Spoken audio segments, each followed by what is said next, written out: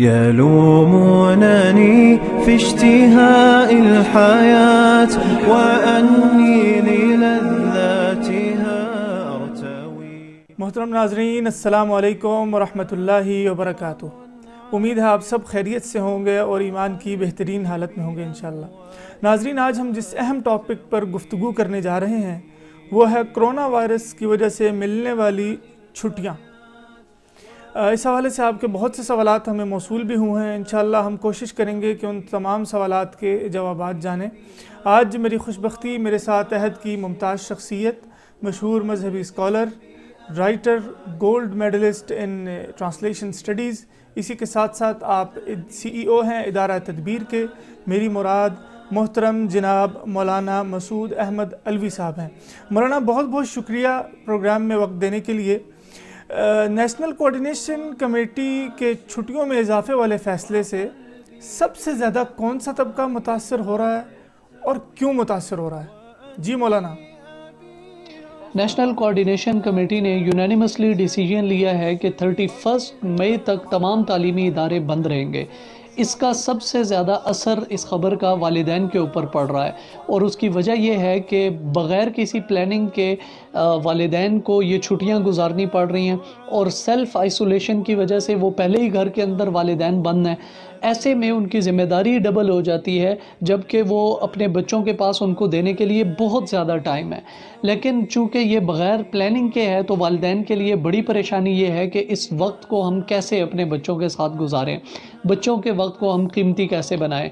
ایسے میں کہ جب اسکولز بھی بند ہیں، بچوں کے ٹیوشن سینٹرز بھی بند ہیں، اور بچوں کی لرننگ کے جو باقی مواقع ہیں وہ بھی ختم ہو چکے ہیں، ایسے میں بچے فیس بک اور یوٹیوب وغیرہ اور PUBG اور گیمز وغیرہ کے اوپر تو مصروف نظر آتے ہیں، لیکن والدین کے لیے چیلنج یہ ہے کہ وہ اپنے بچوں کو کس طرح سے اسٹڈیز کے لیے راضی کریں، یا ان کی اسٹڈیز کا جو نقصان ہو رہا ہے اس پہ وہ قابو پا سکیں۔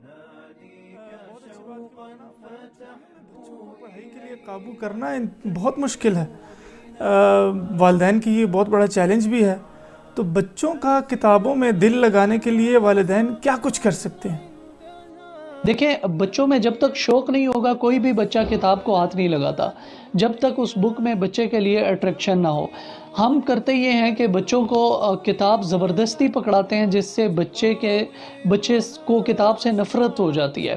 تو اب کرنا یہ ہے ہمیں کہ دیکھیں، لائبریریز ہوتی ہیں، ہمارے گھر میں بھی کوئی جگہ ہوگی جہاں پہ ہم نے بکس وغیرہ رکھی ہوئی ہیں، تو آپ ایک خانہ مختص کر دیں، الگ کر دیں، بچے کو دے دیں یہ آپ کا خانہ ہے۔ بچے کو بکس بھی آپ پرووائڈ کر دیں کہ یہ آپ نے اپنی لائبریری بنانی ہے۔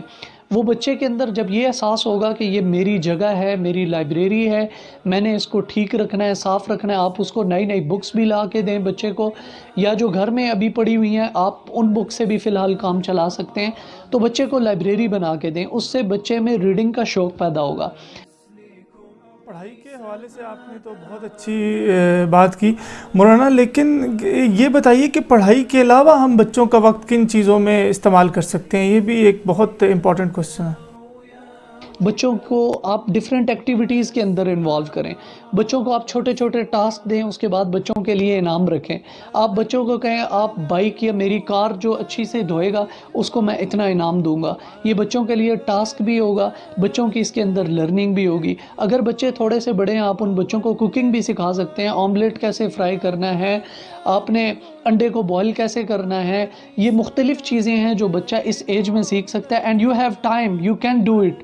تو آپ اس ٹائم کو قیمتی بنائیے، آپ اس ٹائم میں بچے کو زیادہ سے زیادہ چیزیں کوشش کریں کہ آپ کا بچہ سیکھ پائے۔ اور بڑی بات یہ ہے کہ ہماری کوشش ہوتی ہے کہ ہمارے بچے کے اندر سیلف کانفیڈنس پیدا ہو جائے، تو بچے میں سیلف کانفیڈنس پیدا کرنے کا اس سے بہتر موقع آپ کے پاس پھر نہیں آئے گا۔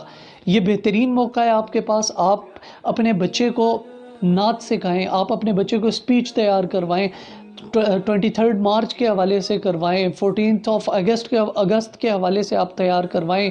آپ اپنے بچے کو ڈیفرنٹ جو ہمارے ایونٹس آتے ہیں ان کے حوالے سے چھوٹی چھوٹی تقریریں وہ تیار کر کے دیں.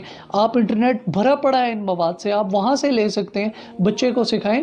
اینڈ جب آپ کا بچہ یہاں سے اپنے اسکول میں جائے گا اور وہاں پہ جا کے پرفارم کرے گا تو بچے کے اندر سیلف کانفیڈنس، اس کے اندر صلاحیت پیدا ہوگی، لوگوں کے سامنے بولنے کی صلاحیت پیدا ہوگی.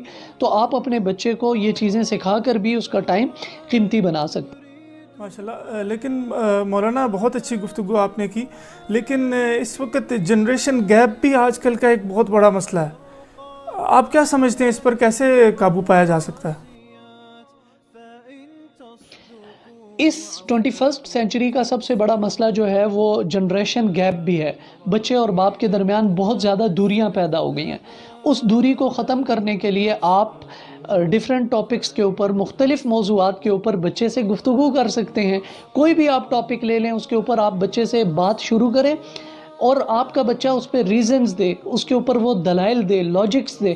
جب بچہ اس کے اوپر لاجک، ریزن، دلائل دے رہا ہوگا تو بچے کا جو آئی کیو لیول ہے، جو بچے کے اندر ایک صلاحیت ہے اپنی بات کو سمجھانے کی، وہ بچہ بہتر طریقے سے بیان کر پائے گا.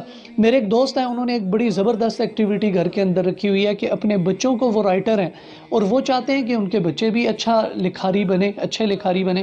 اس کے لیے انہوں نے یہ کام کیا کہ بچوں کو وہ کہتے ہیں، جو بھی بچے ان کے پاس کام لے کے آتے ہیں، کہتے ہیں بیٹا آپ ایپلیکیشن لکھیں. اور جب وہ بچے ایپلیکیشن لکھتے ہیں تو ان کے بچوں کی جو رائٹنگ سکلز ہیں وہ بڑھتی ہیں، وہ اچھی ہوتی ہیں، پالش ہوتی ہیں. تو آپ اس طرح سے بھی بچوں کو مختلف ایکٹیویٹیز کے اندر انوالو کر سکتے ہیں. بہت بہت شکریہ. یہ تھے مولانا مسعود احمد علوی صاحب، گولڈ میڈلسٹ ان ٹرانسلیشن اسٹڈیز. اسی کے ساتھ ساتھ آپ CEO ہیں ادارہ تدبیر کے. ناظرین، اسی طرح کے زبردست اور انفارمیٹیو انٹرویوز دیکھنے کے لیے ہمارا YouTube کا چینل ضرور سبسکرائب کیجیے گا. اسی کے ساتھ آج کے پروگرام کا وقت ختم ہوا چاہتا ہے. انشاءاللہ نیکسٹ پروگرام میں کسی نئے ٹاپک کے ساتھ، کسی نئی سیلیبریٹی کے ساتھ حاضر ہوں گے. تب تک کے لیے اجازت. السلام علیکم ورحمۃ اللہ وبرکاتہ. يلومونني في اشتهاء الحياة وأني للذاتها